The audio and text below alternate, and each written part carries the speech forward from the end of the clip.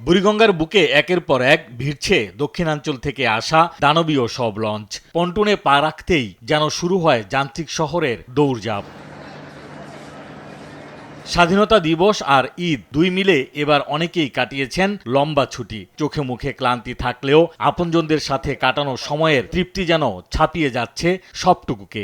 আমাদের যাইতে কোনো সমস্যা নেই, আসতে কোনো সমস্যা নেই। ভোলা থেকে আসছে, ভোলা থেকে ওইভাবে আমাদের অ্যাভেলেবেল লঞ্চ, তো ঘন্টা ঘন্টা লঞ্চ, আমাদের ভোগান্তি তেমন একটা হয় না। ছুটিটাও সবচেয়ে লং পেলাম, সবকিছু মিলে অসাধারণ। আসতেই মনে চায় না গ্রাম থেকে। তবে ফেরার পথে ভোগান্তি পিছু ছাড়েনি অনেকেরই। সদরঘাটে লঞ্চের সংখ্যা পর্যাপ্ত থাকলেও ধারণ ক্ষমতার অতিরিক্ত যাত্রী বহনের অভিযোগ করছেন কেউ কেউ। হ্যাঁ, একটু ভোগান্তি পোহাইতে হয়েছে, অনেক যাত্রী হয়েছে এবার।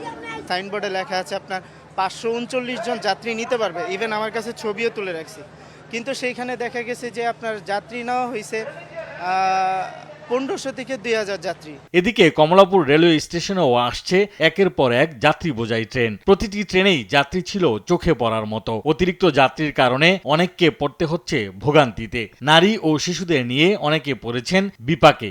দীর্ঘ যাত্রা শেষে ক্লান্তির ছাপ স্পষ্ট তাদের চোখে মুখে। যাত্রা ভালো না ভাই, অনেক খারাপ অবস্থা, মানে দাঁড়ানোর মতো জায়গা নাই।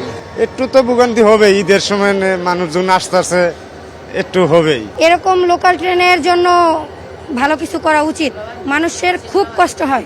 মায়া মোহাম্মদ থাকলেও দেখা গেছে চাকরির ক্ষেত্রে আমাদের পরিবার ছেড়ে ঢাকা আসতেই হয়েছে, তাই চলে আসলাম আজকে। ছুটির রেশ কাটিয়ে নগরবাসী ফেরায় চিরচেনা রূপে ফিরতে শুরু করেছে রাজধানী ঢাকা।